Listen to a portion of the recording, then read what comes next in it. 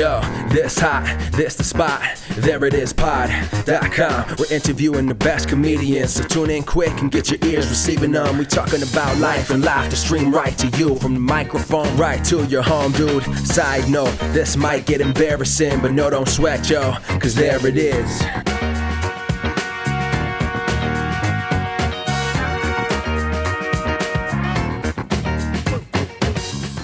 Welcome to the There It Is podcast, a comedy podcast to help you find your inspiration. I'm your host, Jason Farr. Let's do this. Thanks for being here. Today's guest is writer, actor, and comedian Brett Duggan. We had a great conversation about where his comedy journey has taken him, the Baton Rouge Improv Fest, and we have a really deep talk at the end about character acting. It's super fun, so let's just get right to it.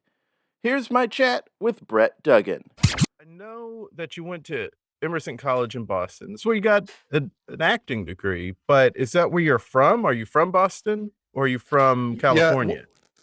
Yeah, I was born in Massachusetts, yeah. Okay. Just outside of Boston, yeah. Oh, okay, cool. And so you have your acting degree from there, and you have a master's in acting from UC Davis. Very cool.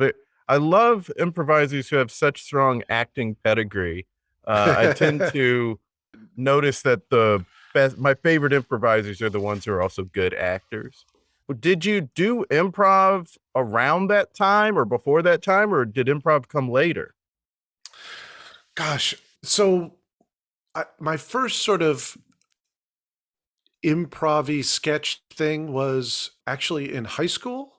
I was in student government, and they wanted us to do a skit. You know, we want you to do a skit. So we put together a funny skit for right before the Christmas holiday, and I think that's when I caught the bug. Okay. Like I was just like, oh my God, they're laughing, right? Yeah, yeah, like, oh wow, and went out and tried to do stand up my senior year in high school. Catch a Rising Star and stuff like that. The improv started at Emerson, and I don't even know, like I was so young and crazy, I don't even know if I was thinking like, I'm going to go learn to do improv. I just knew there was a comedy troupe. And there were a couple of different comedy troupes at Emerson. I mean, it's such a wild school. They have multiple comedy troupes, right? I mean, this is a place for me. And one of them was really kind of avant-garde and weird, and they didn't like me. And the other one was just kind of more intellectual. And then there was the one that was more kind of up the middle, kind of Saturday Night Live style sketch and improv called The Swollen Monkey Showcase. And I was taught improv by my fellow students, and they were fantastic.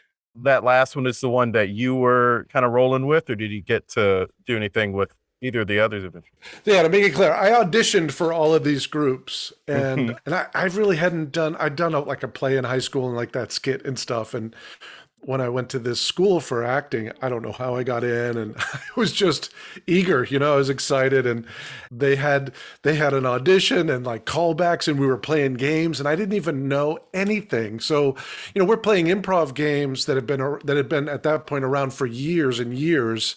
And I just thought like, wow, this is so exciting and magical and new.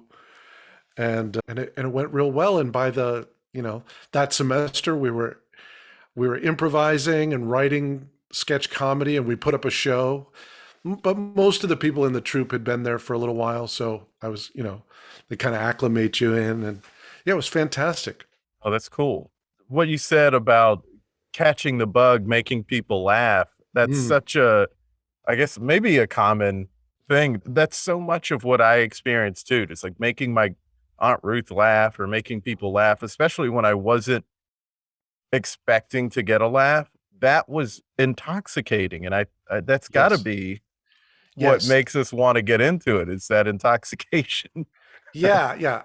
I'm sort of an amateur hack psycho anthropologist, and I really think that laughter is so profoundly important for human communication. I had a teacher say that like a yoga instructor said, laughter is involuntary pranayama. So pranayama in yoga is like the deep breathing, right? So like when you laugh, you actually like are oxygenating your brain more, but also it's involuntary. So it's communication that you didn't mean to do. So basically what it does, this is what I imagine is like, two groups of people are running around the woods or whatever nomadic people did thousands of years ago, and they run into each other. They don't speak the same language, right? But one person does something that everybody recognizes as funny, and both groups laugh, and they're like, "Oh, you're cool. we don't have to kill you because we're all laughing right now." And I think that's why it like fills your brain with whatever drugs your brain makes to make you feel awesome when you put a couple of thoughts together and express something, or spontaneously express something that everybody was just about to think, or surprise them with an idea, and they all burst into laughter, and it just feels like drugs. Yeah. Yeah, and I also imagine that back in the maybe even before language was being used, a lot of the comedy was just all the things that made people laugh was just physical humor. Yeah, like Me Too. Like, Yeah. like, you just killed that woolly mammoth, and when you went to skin it, like a bunch of blood squirted out and smacked you right in the face, and all the other hunters are like, ha, ha, ha. That happened to me once when I first tried to skin a woolly mammoth. And that's just, that would be like the most hilarious thing. Or you picture, I think people picture like, after the hunt or after gathering, people around the fire telling those stories. And for some reason, serious anthropologists always picture those as like serious stories, but they were probably fucking hilarious, Right. Right? People like, surviving day to day, you gotta laugh. So that's my amateur anthropology. Oh, that's funny. You also did a lot of stage work. I imagine you did in college, since you were an acting major. Yeah. Did you go straight into your master's program right after graduating college? I did not. And I think, I didn't go straight into Emerson, and I didn't go straight into my master's program. And I thought that was at the time I was like, oh, what am I doing? But looking back, it was great. It was great. I graduated from Emerson. I started a comedy troupe, and we had a weekly show, and it was sold out, and it was crazy. And when that thing exploded, like most of those groups with a lot of brilliant people, we didn't have an HR department, if you know what I mean. Like, Right. it just got crazy. And me and my buddy from that group moved to New York City. And so I'd had all this experience. And then after that, I moved to California. Oh, wow.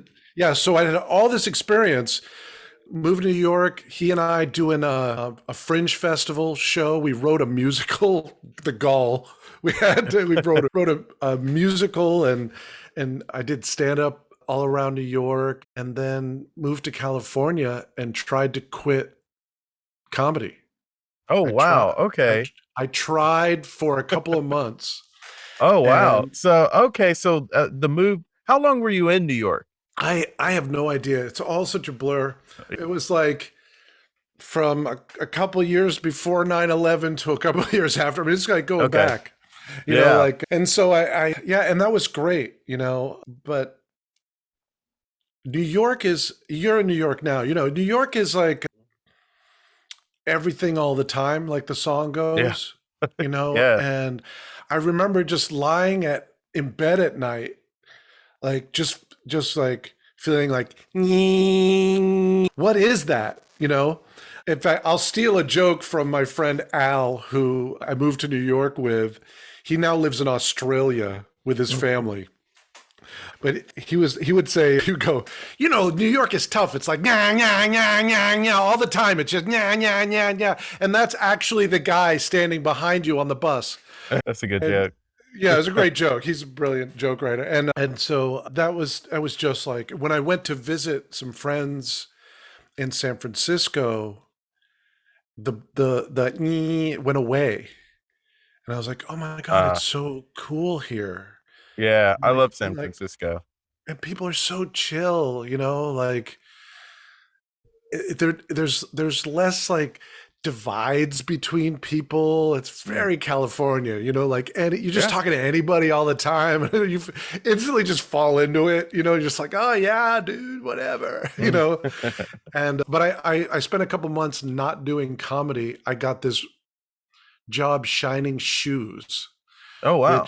Which sounds funny, but it was the greatest job because of the time difference. When I first got there, no one would get up early, but I was already like waking up at 6 o'clock in the morning. So I would go and shine shoes for people going to work, like in the San Francisco, like stock market. They all got up super early. I would go in and shine shoes for people, and I'd be done by 11 or noon. And I didn't have to think. They taught me how to do it. It was,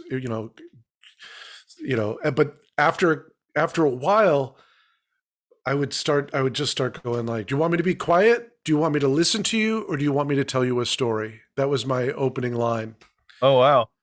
And sometimes it'd say, yeah, I just want to sit here quietly. I'd be like, cool. Because the worst thing is like when you get your hair cut or something, and they're like, so I was and you're just like, shut the fuck up. I just it's like I need to be in my head right now. Yeah, I need to think about shit. I got a life, Or other times you kind of want to be entertained, or you want to have a conversation. So I would give them that option, and so many of them started coming back and be like, tell me another story. And I would just like tell them my funny stories, and they would come back and they'd give me big tips. And so it became this thing where like I was working at this fancy shoe shine telling jokes, and I was like, I'm a fucking stand-up comic. I need to go back and do this again. That only lasted a few months. I started doing it again. But I guess the benefit of working 6 to 11 opened up the rest of the day for anything else you wanted to do. Yeah, it was great. At first, it was just explore the city, and then make friends, and then time to just sit in a cafe and write jokes. It was great. I mean, it's the transition between doing a gig and that became difficult later, and I ended up actually getting a job, like a day job, teaching computers. But it was like teaching Windows to old people who didn't know how to turn on their computer. It was like, yeah, it was great. It was a great gig. It was like my first teaching job. Yeah. And that's when I discovered that I also like teaching. And so, wow. Yeah. But it was the strangest thing. It was just this computer, and they didn't have me teaching any of the fancy programs. They had me teaching people like, okay, the on switch is here, and this is how you get Windows up, and this is how you do a screen save, and this is how you like all this silly stuff. I think there's still probably a market for just that level. Here's, because my parents still need to figure out, especially my mom still has a hard time sort of figuring out some of those basics. And it's like, you're doing email and you're reading soap opera digest online. Like, you can do everything you need to do on the internet. You already are capable of, but she acts like she's not capable of it. Yeah, I've noticed that, and there's like an intimidation factor. My mom is pretty sassy, like she's pretty good. But my dad before he passed would be like, I think I think I got a virus, and I think they're watching me. I was just like, okay, well, no, that's not happening, but it seems like it could, because there's a camera on there, and it's probably easy to hack your computer, but nobody cares what you're doing, so it's probably not happening. Yeah. I mean, it's, I think that a big part, and this is a total divergent discussion, but no, it's okay. I think it would be super helpful for people of a certain age to take a class just so they have the basics, so they don't get their Facebook hacked, or don't click a link in a spam don't open thing. don't open that email from like something you don't recognize and press that link that, or answer that thing from all it has is like a logo from AT&T. And it's like, please put all of your bank account information in the. Yeah. That happens probably to older folks. Yeah. It'd probably be like when you're thinking about like good day jobs for comedians, that'd be an awesome thing. If someone out there, maybe one of your listeners will start that business. Like, yeah, maybe me. Maybe that's what I'll start. Yeah. Go around it. We'll do it together. I'll find some investors. Well, you send comedians around to like daycare centers and golf courses teaching old people how to. They'd have to move to Florida though, because that's where they all go. Because we couldn't do it online because the whole point is that they don't really. That would be the trick. It would be because you'd be like, oh my God, they do house calls. It's like when I was a kid, and they would love that. And you'd show up and teach them stuff. We're already creating something together. Only 20 minutes into the conversation. It's great. But let's get to your comedy journey again and your acting journey again. So you eventually in California, you get back into comedy. And so were you just doing stage then, or had you also started picking up some of the TV film gigs? It was, I think I did a couple of student films and like crappy little things, but it was mostly just driving around. I kind of got back into doing stand-up. And so I was just, driving all over the place, doing this gig and that gig and loving that. I think at one point I did a sketch comedy show with a really, really interesting group of people. And it had some funny name like Richter Scale, like the earthquakes in San Francisco. So, but it was a great sketch, like a satirical, social, political sketch comedy show that we put up. And it's kind of it was a hit for a little while there in San Francisco in a small theater. It's like it did well and people went to it. And then I decided to actually study improv because I'd never done it like in classes like other people had done. And while I was doing stand-up, I was doing stand-up, I had my little teaching job, teaching computers, and I started at Improv 1 at Bats Improv in San Francisco. Cool. And they were like the most popular theater company in San Francisco at the time. They sold out every one of their shows. They did a combination of like theater sports, but they also did really cool long form genre improv, like one act plays and musicals. I mean, they were badass, and mostly Keith Johnstone as their root. So they were like impro, Keith Johnstone impro, and they would bring Keith Johnstone out twice a year to do like week-long workshops. When he was still doing that. I don't know if he's still doing that. He's like a million. And so went through their whole program. And it was really humbling, like just to go in and they're like, yes, and we're starting there. Oh my God, okay. And then I did that all the way till I was a Sunday player with them. And when I auditioned for the main company, I sort of choked.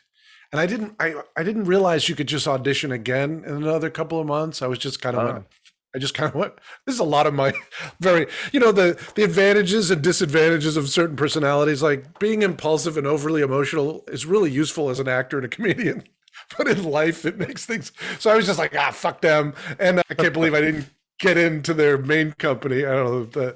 And just started applying for grad school at that point. Oh, interesting. Okay. So that's how that comes back into the fold. Yeah. You answered that question, but it's a long answer because it's a journey, And I got to that point and I was like, I was already playing with them on Sundays, which actually kind of worked out great because on Friday and Saturday I was doing stand-up and I was already like a teaching assistant for their improv classes because it was already something I was interested in doing. And then I went, okay, where is this going? Like, what am I? Am I gonna like work goofy jobs and like I'd seen some of my friends like just blow up, Tonight Show and like HBO specials, and I'd see the other ones who maybe even were more talented, like go nowhere. So I was like, Yeah. this is a tough business. I Mhm. better I better have another thing that I love doing, or I'm going to spend half my life in a grind, Yeah. and the other half doing the thing I love. Why not just do what you love the whole time? Yeah.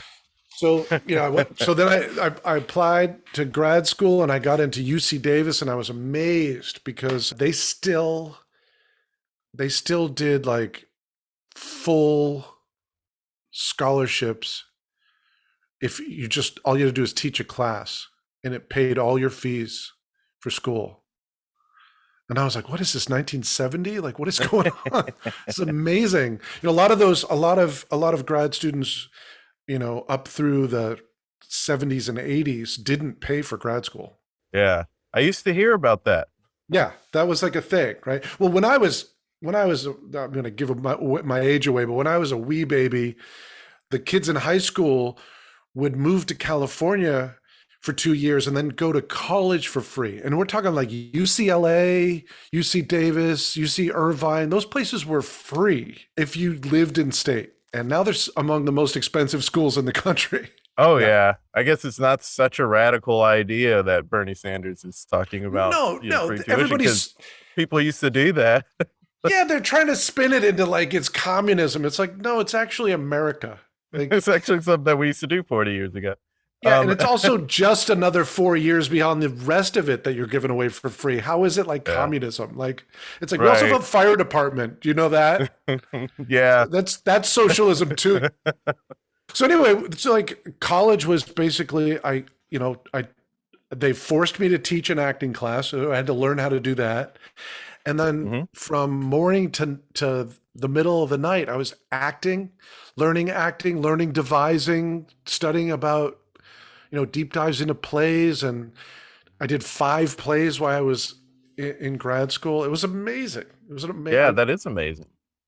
Everyone, I mean, if if I could do that, I was like, if I could do this for the rest of my life, I would. And I've been trying to make that happen. Yeah. And doing a bunch of other things. One thing I'm wondering, during this stage, from when you first started doing improv through Bats Improv, what sort of improv did you gravitate towards? Was it short form? Was it long form? Was it both? And I've always been like Switzerland when it comes to like the whole improv argument. Right. Because from the Johnstone side, Johnstone, I believe, created theater sports partly for the audience, get those Canadians who love to go to hockey games like excited, but also if it's done well, it should train you to be an amazing long form improviser. It's not a one or the other thing. Right. Like, and I mean, this jumping forward a lot, but when I got involved in Impro, which is another Johnstone based theater company, that was their whole journey. They started as started as theater sports, and now they do the longest genre improv you'll ever see. They do full length plays in the style of like Tennessee Williams or Shakespeare or, Sondheim. I mean, and all of their main company players started with games. So this weird thing that I hear a lot come up, like, I hate games. I'm like, well, it might be why you're not as good at long form as you think you are. Yeah, I can understand not liking the way maybe some people do it, but the thing is, that's true for long form too. Yes, right. I think what it is that long form is just so hard that it's sort of a self-cleaning oven. Like if you're not good at it, you're just going to be like, this is too painful. But if you're not good at short form, and I won't give any specific examples because I don't want to insult anybody, you can get away with being crass and stupid, and people who've never seen improv are just like, that's freaking amazing, right? Yeah. Because it's that dichotomy, it's like that finding that balance between, like, yes, it's improv and we're making it up on the spot, But if that's the whole show, those people are going to go back to that show and go, wow, it's kind of, are they really making it up? Because it's sort of the same thing again, Right. you Right. know, right? I think it's unfair for people to pin short form as just hack comedy. They're hacks who do short form and long form. Yeah, you're absolutely right. You know, You're absolutely so right. like hack was Yeah, bad, not the form itself. right. And when you see like a theater sports or even a comedy sports show done well, it is awesome. Mm-hmm. It's so fun for the audience. It's a great way for people who aren't interested in theater at all to go and be kind of indoctrinated into the whole idea. And some of Mm-hmm. those audience members will end up going to Shakespeare in the Park that summer, or like, Right, which right, they would have never done before hadn't they seen, a comedy sports show. right. And so I think when people are kind of, I don't know, but comedians have to be opinionated, like it's part of the job. So, Yeah. so they end up saying things like, if I can hate short form, nah. It's like, all right, well, that's cool. Everybody can have their opinion, but I'm just of the mind, like if you really understand that it's not a competition Right. and that it's all performative, Mhm. and that and then if when you see it done really well and there's like kind of through lines and fun, like people are playing characters the moment they walk out, the whole thing is a show, then it's like, oh, that's cool. But more and more over the years, it's just been more complicated forms that Right. fascinate me, just because it just, I really love like kind of a free form style, that sort of what people just call generally long form, Mm-hmm. which is like, we don't know what's going to happen, Right. and scenes might come back, they might not, some of them might be long and some of them might be short, and like that's really fun. But I'm also really fascinated with Harold and like very structured, Mhm. like the things that have come from that over the years, all these kind of wild things that you can do when you kind of put together a skeleton and then improvise everything that happens in between. And then the latest love that, before I left Los Angeles 3 years ago, for a couple of years I was training, like I said, full length, hour long plays, which is a whole nother beast. Gosh, I mean, it's so much that you've done. You have such a, I feel like, illustrious career because, there's this time period that you're talking about, and then, you've gone on to do even more of those things. And now, in addition to that, you have some music stuff that you've done, Yeah. your Brett Talks, Yeah. and you started an NBP, the production company that you have, and you're now in Louisiana at Yes. Yeah. and you're teaching and doing workshops and classes there. I mean, it's amazing. Oh, thank you. Thank you. Yeah. You know, I think being an improviser and then applying that to your life, which Hmm. is why, along the way, I've always kept some little website. I don't even have one up right now, but I met my wife. We ran the actor studio of Orange County and then one in Los Angeles. So I was teaching acting a lot. And we'd always put a little thing up on the website, like training for corporate training and stuff like that. Cause I've done a lot of that over the years too. Not consistently, but it's great to get a good paycheck from some giant corporation for doing improv games with them all day, Right. and it's a good gig if you can get it. And Hmm. but that's the way I live life too. So when I moved to Los Angeles after San Francisco and UC Davis, I was kind of felt like, oh my God, this is a gigantic, ridiculous place. How am I ever going to meet people? So I just went and did the Second City Conservatory. And I was like, I always wondered how they created sketch comedy from improvisation. And one day I'd had this idea probably since I was 10 to do a show that was like the history of music. Oh, cool. And I only had two songs that I had written. Some of my stand-up act, when I was headlining, I would do like the last 15 or 20 minutes, I would pick up a guitar and play the songs I wrote and do silly impressions and stuff. Almost like making fun of guitar comics, like in a weird meta way. But items that I'd written, they're really catchy, but they were very genre. Like one was very specifically a doo-wop song that I'd written with my comedy partner. And the other one was like clearly like making fun of, indie music. And I went to the, and I was like, how do you get a show on the main stage? And he was like, well, it's kind of reserved for folks who move here from Chicago and Detroit who have been, actual Second City alumni, who've done their big shows. And I was like, but he goes, but what's the idea? And I made up the name in the moment. In that conversation, I said, it's the untold story of indie rock. And he was like, that's fucking cool. He goes, write me a pitch. So I went home and I made up the pitch that night. I emailed it to him. And then I wrote another song that night. and it was the idea was that you're watching a stage show, but we're doing a satirical documentary of rock and roll. Tonight we are going to celebrate the unsung singers, rogue bands, and mysterious history of indie rock music, the pure form of music that puts the art of expression first. Tell your cousin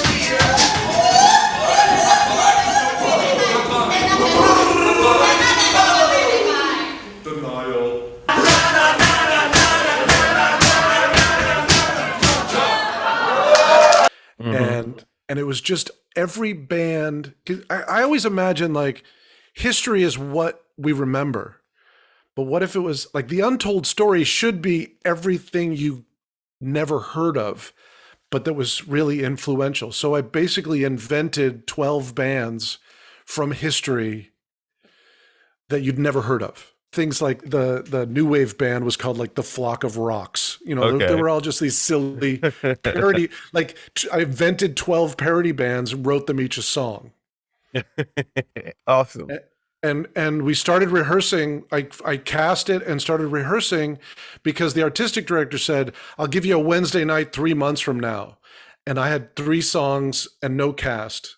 And I just got a group of talented Second City folks who were taking classes there, and they were all great musicians and singers. They were all more talented than me. And we got together, started rehearsing, and I just kept bringing in song ideas and they would help me whack them out. And eventually we had a song for every one of these bands. And first time we did the show, it got a standing ovation. Oh, sweet. And we were like, holy shit. And then we did it a bunch more. And within a year, it was a main stage Second City Hollywood show, which was the thing that he told me was impossible. It wouldn't happen because none of us were Second City alumni. But it was like the first time they broke that mold. Oh, wow. That's awesome. It was really fun. And then it sold out and got extended for a year until that was over. Does that live anywhere? Is there clips of it at least on YouTube? This sounds like a really great idea. Yeah. It's a funny thing. Like there might be clips, but it was always really hard to get it to sound like it did to the audience. Because the whole, like, there's something about stage where you're just, so much of it is imagined, and people watching television where they're spending like $10,000 a minute to make, Game of Thrones look like a movie. Right. And then you film a theater piece and like, it just looks bad. Like, it's just like, it doesn't matter that the people are falling out of their chairs. And then also there's this little factor of like, comedy moves so fast. There are a couple of things that were in that show that I would never play for people because it would be so offensive. But at the time it was like right on the edge, and it was enough that people were just shocked and laughing and it was funny. But now it would be like the place would be picketed. I won't even mention what those things are because comedy, I feel like, that's one of the things people, at least people who've been doing comedy for a long time, like Seth Rogen mentioned this, that it's like comedy changes, like what's okay at one time, it'll age differently, and that's just a reality that we have Yeah. to accept. And I totally agree with that, because what culture was okay with at one point in time, whether they were right or wrong for it at that time, that is still what the parameters were. And so anyone creating stuff then is like, hey, this is what people allow us to do. So how am I doing something wrong? Right. And it's it's also just an imaginary construct, like what that thing is that's allowed, because there are so many people in the world. So you're trying to take the temperature of what comedy audiences. What does that even mean? Like, in any one audience, you say, who's never been to a comedy show, and 15 people raise their hand. So it's like, so how do you even know? So like it's really just become, and this is a whole nother topic, but it's really just become, the loudest voices get the vote. Yeah. And I guess that's kind of always been the case, but we didn't hear all the voices back then. Right. And now we hear all the voices. So it's just sort of like pick and choose which ones you want to listen to. And I kind of swing between like what Bill Burr says, which is like, I don't care. He's like, yeah, that's just one person that's upset. But I just filled a seat, I just filled a theater full of 800 people and the rest of them love it. So I don't give a shit. And that makes sense too. And also, like, so many times when you read an article of bands were upset about such and such, whenever I read those articles, the tweets that they use are liked by 12 or less people. Right. Exactly. So it's like, is this blowing up? Like, is this something that everybody is saying? If only like you have 3 examples and they're like 15 likes between the 3 of these tweets and 2 retweets between the 3 of these tweets. So you want me to think that everyone is saying this? Not like that's even by your examples here in this article, that's not true. So what are you talking about? Right, exactly. It's clearly clickbait, and it's clearly like trying to rile people up. But I also do believe in those, I even in my stand-up, I do believe like those improv standards of like, play to your highest intelligence. Don't be cruel and mean. Right. Yeah. That's simple. That simplifies it so easily. Right. And also like, and also don't be stupid. Don't be mean and stupid, because I would never, even if there were 800 people in the audience, to have 3 people feel like they were being ostracized or humiliated because of their sexual orientation or their race or their, like I would never want that. So I've never in my own, I've very wise man said to me a long time ago, is like, what the funniest thing is? Making fun of yourself. Yeah. Because nobody, if somebody gets offended when you're making fun of yourself, they are clearly the crazy person. Right? Yeah. We've all seen that person in a show and they stand up and make a big deal at it. I was at a show once where somebody stood up, and it wasn't a stand-up show, but it's like comedy elements to it. And somebody decided to start yelling about something that the person wasn't even talking about. It's like, okay, like you're offended, but not about anything that actually happened. No, you're I call that offended waiting to happen. Like I'm right. It's like a gun that's loaded and the sight is just swinging around and it's just waiting for something that's in it still. It's like, right. And that's okay. Like people are going through whatever they're going through, and they probably should just work it out with a therapist and like, and because people do suffer from trauma, that's a real thing. Like, I think this would be another thing we can invent. Not only do you have bouncers, but the bouncer just takes them right into a therapy session. Like you just go, it's like, or probably to AA, which would be the other place they might need to go if you're screaming your head off in a comedy club where you're not the one on stage. Like, just, this is an intervention. We'll figure out what's wrong with you, and hopefully the rest of your life will be happy. I think it's important in a comedy show also to just say at the beginning, like, so this is how it works. Like the people up here either improvise or tell jokes into this microphone, and you guys laugh, and feel free to talk about it after it's done. And if Right. you do talk or scream at the performers, that big guy or gal at the door is going to escort you out. Or you're welcome. If you're offended, you're welcome to leave and tweet about it. Like, just to say all those things. I think some of that gets forgotten to be said. Yeah. At the beginning of shows, because we've all sat in the audience and rolled our eyes, go, I know. Like, but it's not for you. It's not for the person who knows. Right. So when you're putting a show together, you go, I don't want to do one of those announcements because they're irritating. But they solve 95% of the problem. Right. So much of what we accept now won't be accepted in the future, and so much of what we do not accept now will be accepted in the future. So the pendulum will swing back and forth. Right. So just don't be mean and stupid. Be funny, and that's an easy directive to follow. That's an easy thing to follow.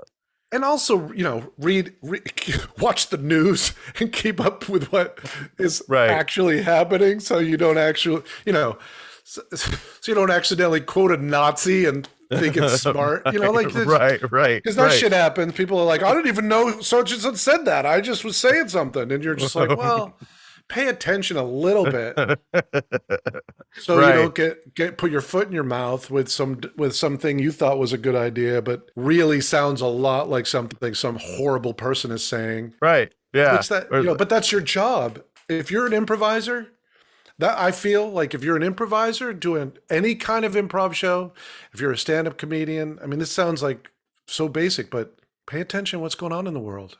Yeah. You should be pretty learned if you're going to talk about stuff all the time, in front of people. Like, you should actually know what you're talking about if you're going to bother doing that. And people overstep that all the time. They start talking like they're an expert on something, and it's like, you don't know anything about the subject, obviously. Right. Going all the way back to the Untold story of indie rock, and you were like, that sounds like a great idea. Like, I've often thought, like, I have all these songs. The formula I could literally just write parodies to the songs I've written. Like, it could be the same music and just update. The other idea that I have kind of cooking in the back of my brain, which will happen someday, is I really think it's an awesome way to actually teach high school kids about the history of rock and roll, because it plays all these different genres. So I'd have to like rewrite all the lyrics, make them like high school friendly, because they're not enough. There's like High School Musical and there's Grease. And then every other musical is totally inappropriate for high school students to play. Right. Because they're like, have to play like an old man or like a 30-year-old or whatever. Right. So that's something that's on the back burner. I'll probably rename it and rewrite all the songs but it'd be a great way to like, because the performers play the music. So kids who play drums and guitar and bass and keyboards to learn every major genre of rock and roll since 1956. That'd be super cool if you ask me. Yeah, I think so. That's a really I agree. great idea. I agree with me and you. So NBP, your production company, it stands for Not Normal Band Production. So is is it creating music mostly, or is it kind of anything under an umbrella? Yeah, it was sort of with too many ideas. I think that's when you're kind of living improvisational philosophies, the big problem, and I'm sure a lot of your listeners will find this, is like, I have too many ideas. Like, what do you do? And a lot of that is capturing those ideas as clearly as possible and archiving them in a way that when I come back to them, it's not going to be some half-assed version of the original like spark that happened. So there's that, and then just that little production company has produced 2 independent television pilots that we tried to sell. One of them came actually pretty close, like talks at Netflix and stuff like that. And the musical that I created and other musical projects that came from it. We've got like a children's comedy music thing that we're working on. And so it's basically just a bunch of side projects like put under one umbrella. Okay, cool. Yeah, if that makes sense. If that Yeah, makes no, it sense. does. It does. Okay. Yeah, and so basically what happened, if we can not talk for 3 hours, try to move my wife and I had a baby, and we were living in Los Angeles, and anybody who knows Los Angeles knows that it's $500,000 to get into a horrible house. Like, Yeah. and so we just started applying to be college professors, because she's an acting teacher, and she's written a book on acting called 7 Pillars Acting, which is brilliant. And it's what we taught at our studio. And we started we just applied everywhere. We thought it would take years, and it took 3 months. When the interviews started, and LSU hired my wife as the head of the undergraduate performance, and then hired me as an adjunct professor. And so we both work in the same department at LSU, which is impossible to pull that off. It's really hard. And so, and they're giving away houses here, like for the price of a tuna sandwich. I mean, it's so, like, I mean, to be serious, less than our rent. Yeah. It's crazy. So then we move here, and I'm thinking, oh God, like, is it going to be like, so this is as far south as you can go without getting into the water? You know what I mean? Mississippi River is like a couple miles from our house. There isn't a day I'm not driving around like, why is this giant black pickup truck following me? It's like, it's like, I thought I was like coming from like the Northeast and super liberal San Francisco and Los Angeles. I was like, oh God, what's it going to be like? And I was so pleasantly surprised. Like, the people are so, like, everybody I've met is so nice. That Southern hospitality thing is real. There's definitely, I'm from the South, and I know it's like that's there. I mean, where I grew up, you don't start conversations with strangers, or else people look at you in Boston. They look at you like, are you fucking crazy? Like, no, like because they're so actually trying to figure out, are you crazy? Like, as staring at you. But if I go on my lawn and the neighbor walks by, I got to be prepared for a 45-minute conversation. That's Baton Rouge. I was just there for the holidays. I was waving at everybody because that's what you do.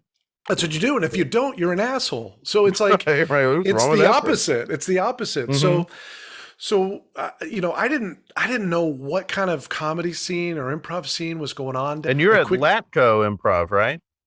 Yeah. So, well, I mean, this is like, I came down here and I sent Latco an email, sent Betty and TC and Moss an email, cold email, never met them. Hey, I'm moving to town. This is what I've done. What's going on? Do you want to meet? These guys met me out of the blue. Michael Moss sat down and talked to me for like 2 hours. Like, I was like, what is going on? These people are so nice. We just hit it off, and they were so sweet. And then my first day at LSU, another professor who I just met walked up to me and said, look, I advise the improv team and I don't know anything about it. Do you want to take over? And I was like, oh, I didn't even know there was. Like, I was like, okay, cool. And so I within a couple of weeks went from being their advisor to being also their coach. And they decided to step up and start rehearsing 5 days a week, which is just unbelievable. Like, it is.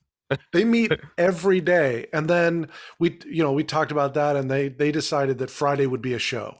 So they rehearse 4 days a week and do a show on Fridays. Not everybody makes it every day, but some of them do, and they got really good. I would coach them a couple days. And so I quickly kind of realized, like, I practically knew everybody in town that did improv. Yeah.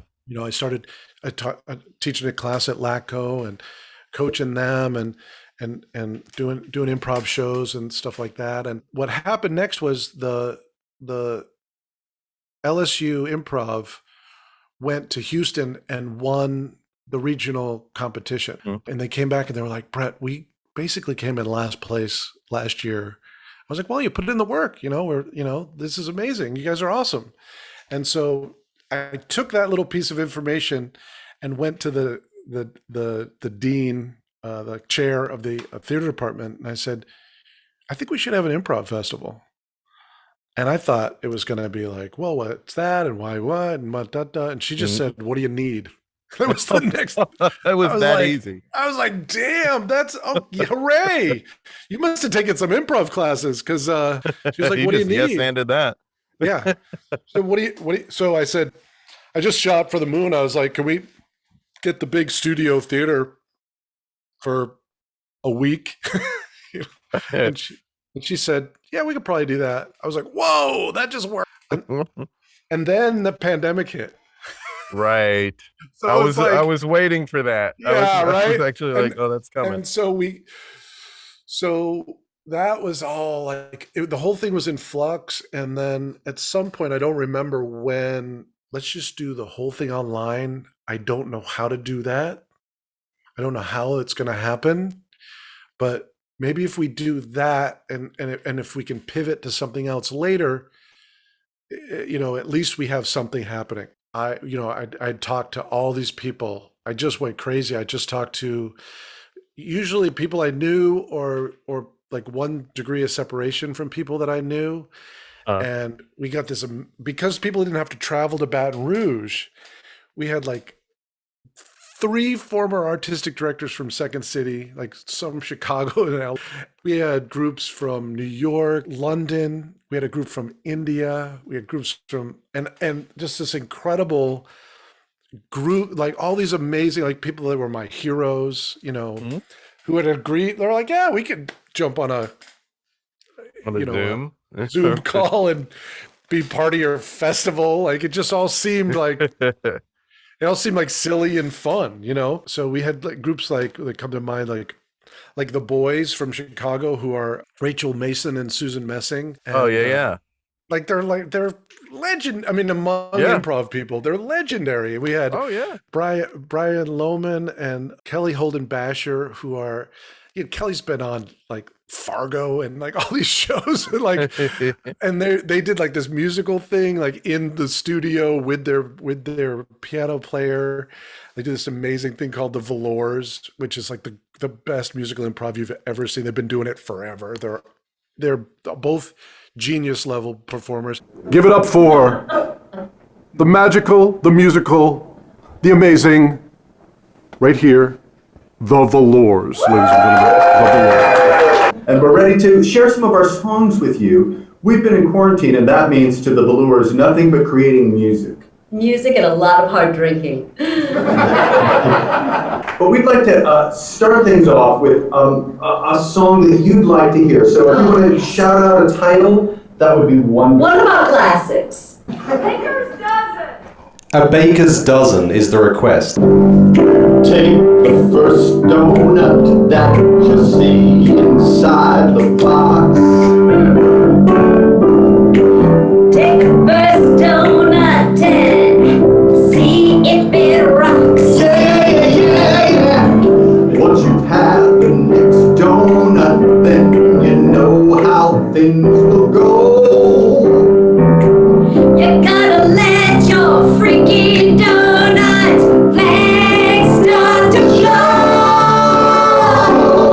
Like, and then it just went on and on. Like I could just spend ever talking about who, and then everybody local that I could get to agree to do it. And we put together a team, and we had this amazing group of people who stepped up to help out, and people even donated money. We weren't even a nonprofit yet, and people donated money to help make it happen. And just a few weeks before we went up, the pandemic did one of those, we think it's ending, we think it's kind of winding down. And we were able to, the Baton Rouge has like this $9 million library downtown. It looks like a spaceship landed in the middle of downtown.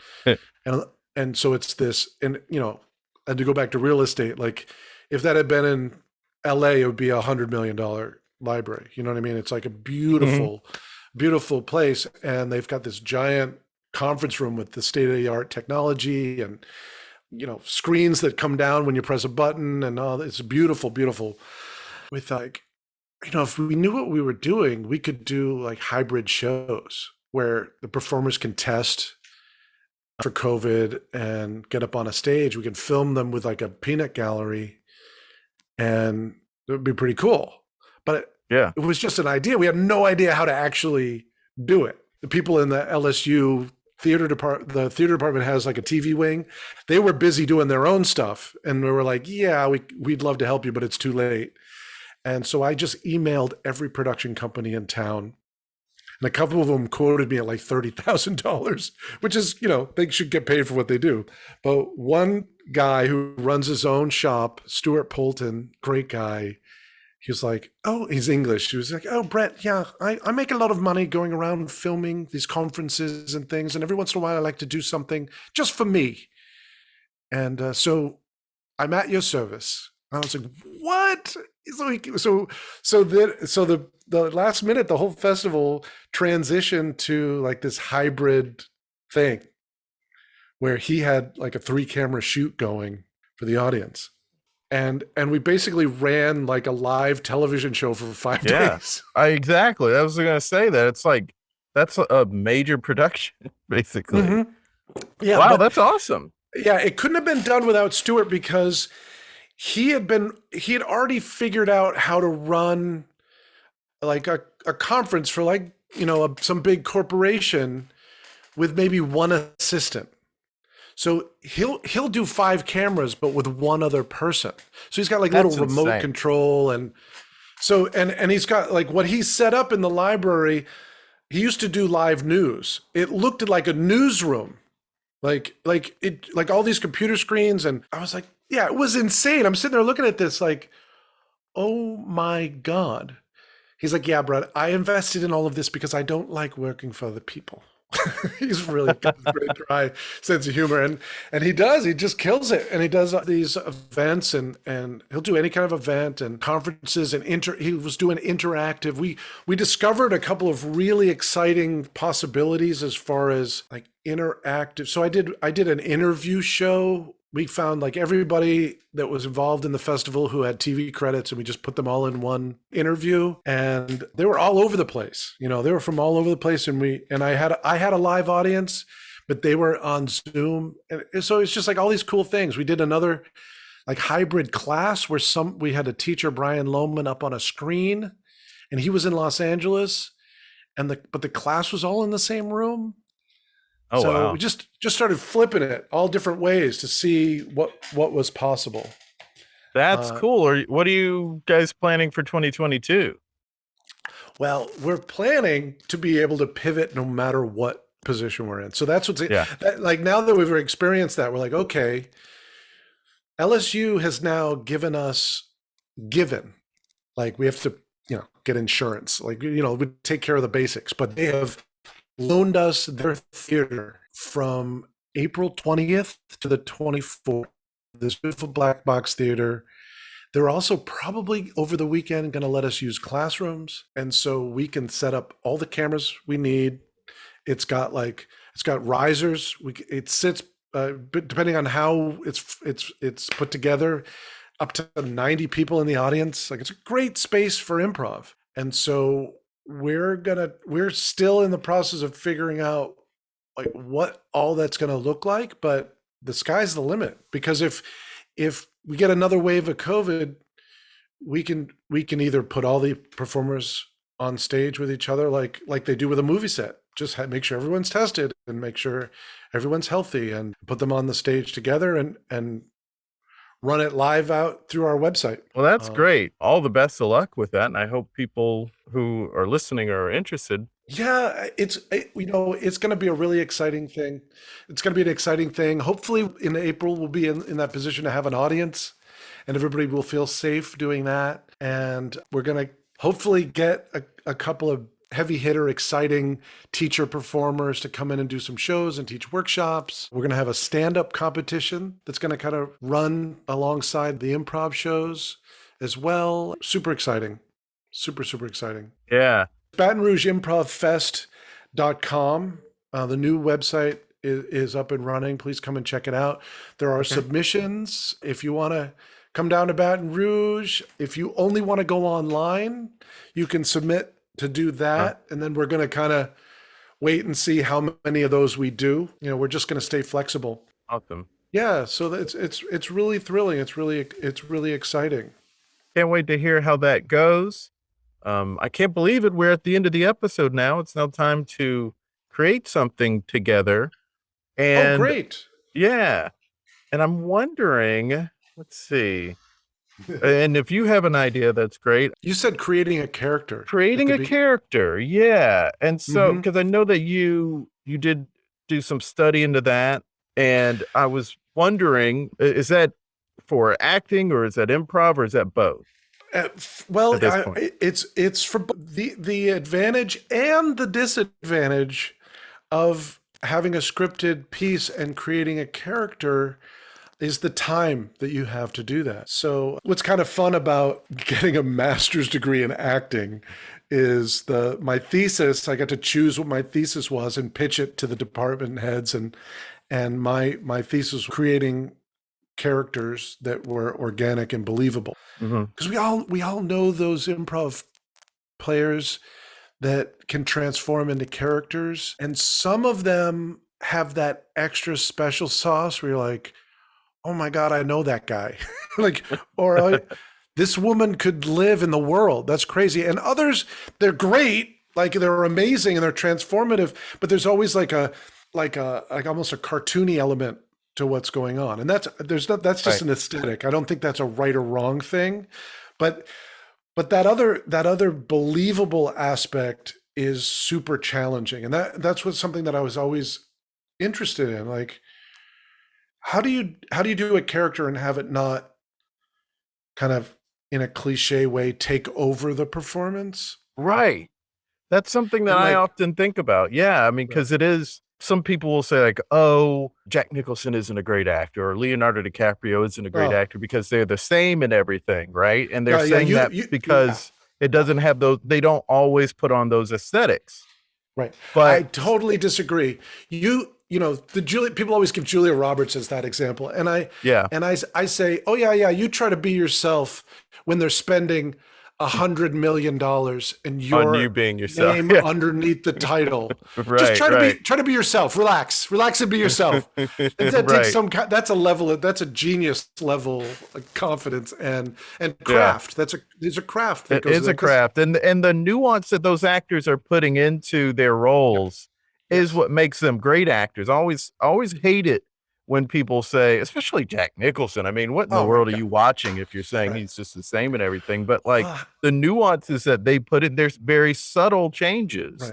Right. But so they are crafting the words a certain way, and they're still building a character. Yes, absolutely. And even if building a character is like finding a deeper place of yourself that you're sharing, I think that's what a movie star does. Movie star, and if you watch someone's career, like Brad Pitt, is the first thing you think of when you say movie stars. People just go Brad Pitt. You think of like the arc of his career, like he's just a good-looking guy, you know, being a drifter in Thelma and Louise, and but that's just him being him.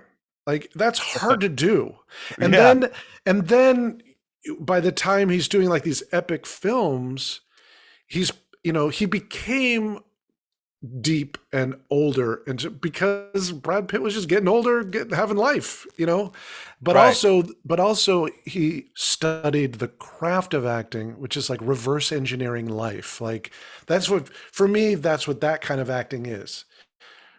It's psychological, it's psychophysical. Michael Chekhov talks about like it's embodying the world and the life and the thoughts. But there's something really interesting about being a human being. One of our biggest flaws is that we're delusional, right? People think they know what you're thinking. They get offended when you talked about, right? They think they know. People think they know. They imagine something.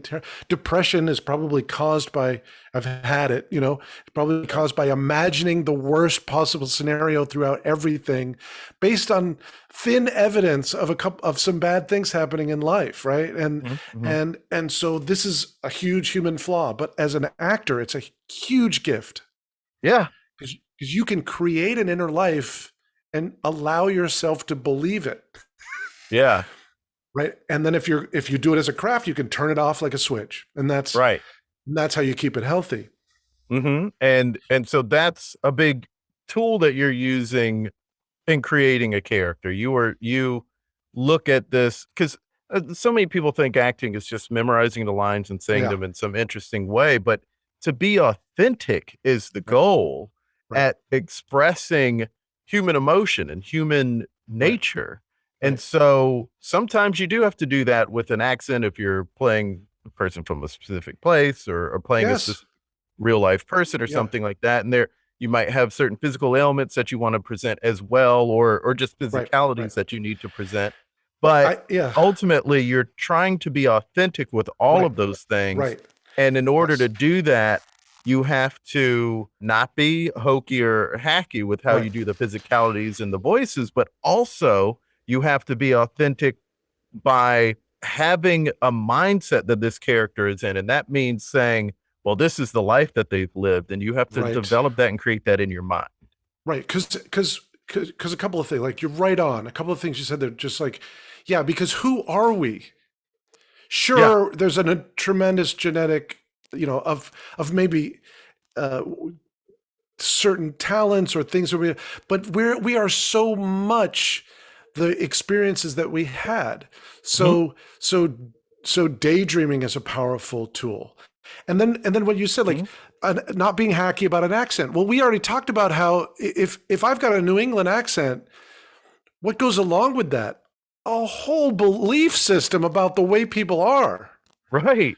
So if I got a Southern accent and I talk a little bit, there's this roll in my voice and that happens. But there's also, if that's not accompanied with the idea that, well, most people are good and I give them a chance. And if someone asks me a question, I'm going to give them time to talk and answer. And because that's the way I was raised. And you don't swear and you go to church on Sunday and all those things that may not be written in the script that you can make up and you can, and those, that was just off the top of my head. Right. But you can utilize all of that with how you present the character. Cause if let's say that it's that character who doesn't like that people curse because they grew up in church. Right. So if another character in a scene they're in curses, then they're going to maybe blanch. They're going to they're going to look a certain way. It's going to physically hurt. It's going to physically hurt. And that's what people who don't mind swearing, because I don't mind swearing, you can tell, I don't fucking care. But when people do, their belief systems are so true to them. Right. It doesn't matter what someone else believes. It is the same as being slapped in the face. Mm-hmm.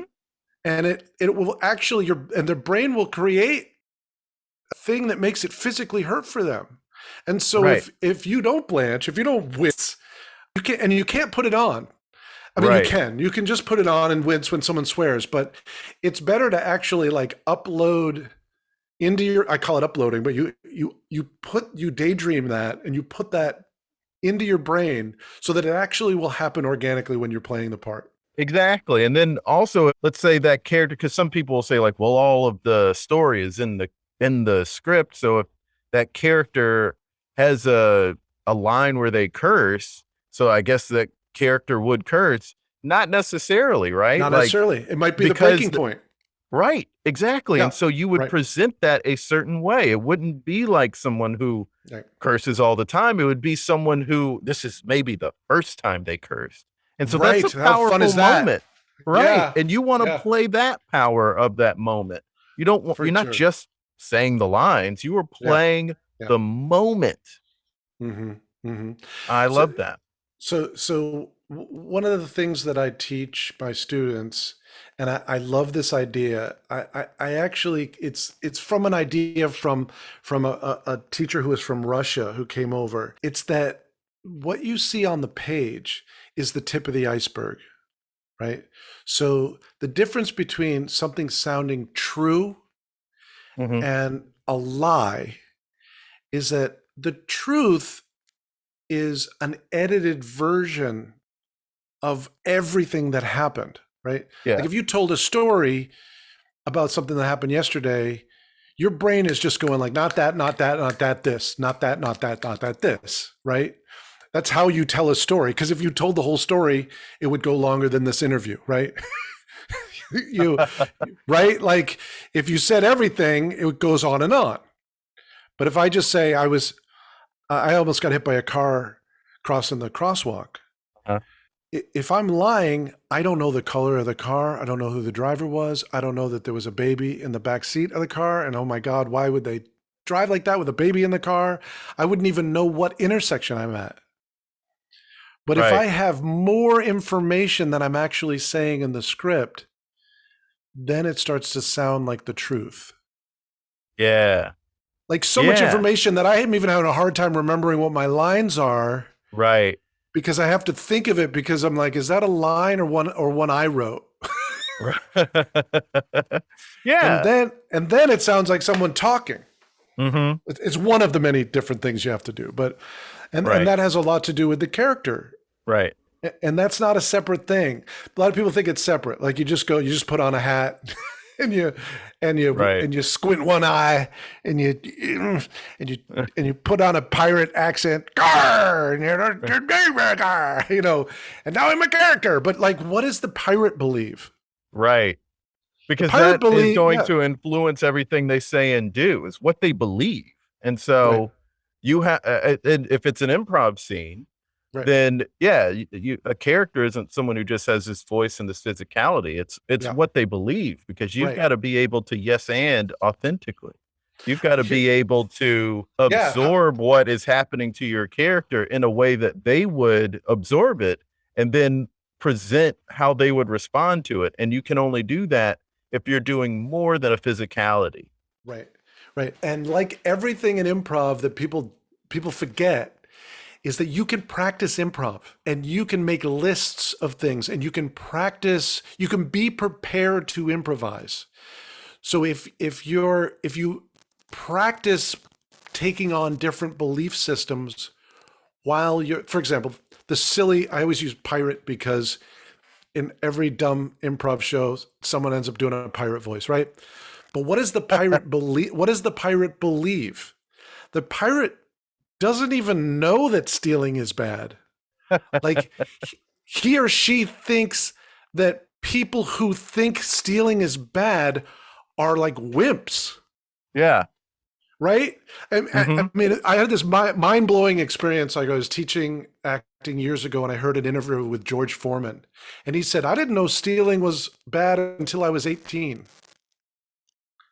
And now he's a preacher, you know? Like, right? So like what we believe really shapes who we are. Like, how do you kill a Viking? They don't care if they die. You're going to lose this fight.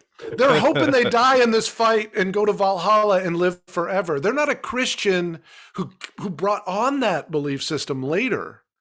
They never had the idea that murder was bad. That's right. So I mean, like, when you start to think in terms of that, it could be about anything. Everybody believes muffins are disgusting. You can't tell me otherwise.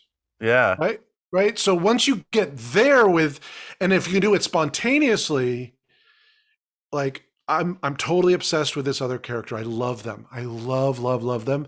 Everything that they say is gold. We've all been there. Yeah. But when you see that in an improv show, you're like, oh God, I've been there. Oh, I feel so bad for this girl or guy right now. Who is so in love and so obsessed. You know, oh God, right? But if you just put on that you're in love, it's like, it's cute. It might even be gross. Right. But if they believe this person is the cat's meow, they are perfect. Holy shit. It changes everything that you say.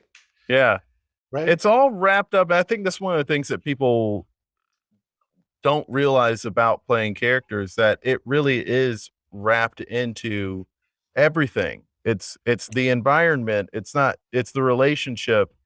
It's not separate from those things. No, it is a part of those things. Like once we know the environment, once we know the relationship, once we know, when I say environment, I mean like where they are. Yes. And Yeah. once we know where they are and where they're from and who they are to the other people in the scene, Mhm. that is developing character. Yeah. TJ and Dave have that book, Improvisation of the Speed of Light. Yeah. And I'm sure you're familiar with it. I can tell by the Yeah, I way you're read it. speaking that you're familiar with it. I'm such a big fan of theirs. Yeah. Yeah, they're brilliant. I had an opportunity to see them once in Chicago live, and Oh, they're brilliant live. Yeah. they're so brilliant. And yeah, that whole idea of heat and weight, right? Yeah. Like, let's do a few things. You know, it might be a few seconds, but instead of just throwing it out there, like, I guess the example from the book is like, "You're my daughter," you know, like you don't know that. Like, they might be playing very high status, right? The way that Yeah. someone just walks in the room, they're walking like a queen. Why'd you just make that person a toddler? Right? It's Right. because you had an idea, which is fine, and there's nothing wrong with it. And if you have a good partner, they'll be a toddler playing a queen and justify you in 2 seconds. But just to take a few moments to feel like, in that like psychophysical way, like, what does it feel like to be in the space with you right now? And allow that to Right. inform, like, well, it feels like we're in a mine shaft, and Right. you're my boss. Right. Like, You know? yeah. Yeah. I think an example they gave in there is like, oh, he's kind of looking at me like my brother or something like that. You know, like Right. they're picking up on that sort of vibe and Right. that feeling. Right. And then you can read each other's minds instead of at 10%, like at 50. Where, like, Right. yeah, maybe I wasn't exactly thinking the brother relationship was exactly the way you were thinking, but I was definitely thinking that we had a close relationship. And so when you said brother, it was really easy. My brain didn't go, "Okay, well, what?" My brain went, yeah. Right. Right, because it had the right feel, you know. And so, yeah, I think people, and I say in general, like teachers who are like learning their craft and everything, some of them will be like character relationship, objective, you know, either the where or the environment, the E or the W. They'll get to a point where they're like, well, we don't do that anymore. And it's Yeah. like, it's kind of baby with the bathwater. The way I think of it is, Yeah. now that's all just one thing. Mm-hmm.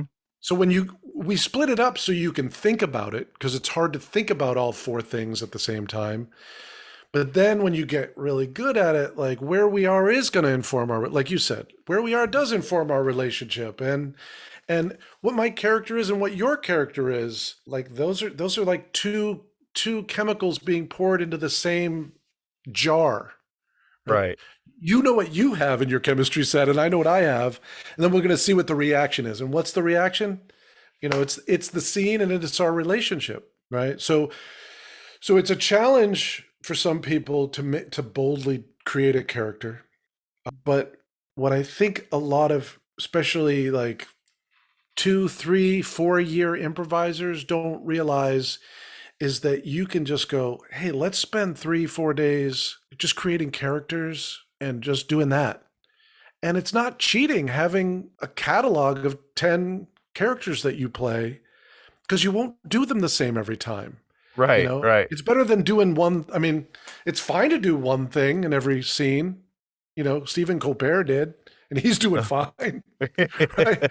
He did it even at Second City. He did. That was kind of a running joke. It was his thing. That's what he did. But if you want to do characters, write an autobiography for, you know, start with 1 and then create 5, 10, 12, and then you'll have 20, and then you'll have so many that people will come and see you and they're like, I can't believe how many characters this guy has or this gal has.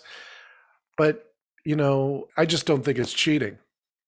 I don't either. I mean, because what people end up doing unconsciously is that anyway, where they play the same 3 roles because they're not trying to grow and develop into anything. They just do it poorly. So they're doing the same thing but poorly. So to kind of, to kind of hope for magic in an improv scene, I think it's a hope in hell. Yeah. It's a hope in hell. You're going to go out there and then everybody wonders why their team gets worse and not better. Yeah. Yeah. You know, it's like, well, Well, you stopped rehearsing because, because life is busy and blah, blah, blah. And the improv show feels like a rehearsal. And then it really feels like a rehearsal. Yeah. And then you feel like you're doing a parody of yourself. And you're like, why is this happening? Because it's hard to watch people better than you and go, oh, they're really better. And then go, what are they doing? And then maybe even ask them and go, will you coach me? Stuff like that. That takes a lot of humility. But I'm always looking for my next coach, even though I'm like professor of acting and improvisation and blah, blah, blah, blah, blah. No way. I got to find, there's a lot of 4 lots at least better than me out there in the world. You know what I mean? And I want to, and it might not be in everything, but they're people with specific skills and I want to learn them, so why not just keep learning? It's such a great way to live. There it is. I love this talk. Thanks so much for being on the podcast, Oh, Brett. Jason, you are awesome. Thank you for listening to my coffee-filled rants for the last 2 hours. So great having him on. I hope you enjoyed that. Submissions are open for the Baton Rouge Improv Fest. Go to BatonRougeImprovFest.com for details.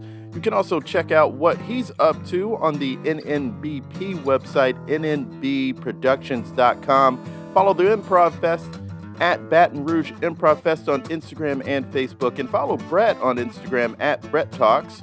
Follow us on Twitter, Facebook, and Instagram at There It Is Pod. And subscribe to our YouTube channel at There It Is. And you can also follow me on Instagram at JasonFarPics and on Twitter at JasonFarJokes. Go to thereitispod.com for newsletter and support info. Links in bio. Until next time, be good to each other. The music for the theme song was created by Neil Brooks. The rap was written and performed by Nick Acevedo. The logo for There It Is was created by Jeff Prater. The There It Is podcast is produced by Jason Farr.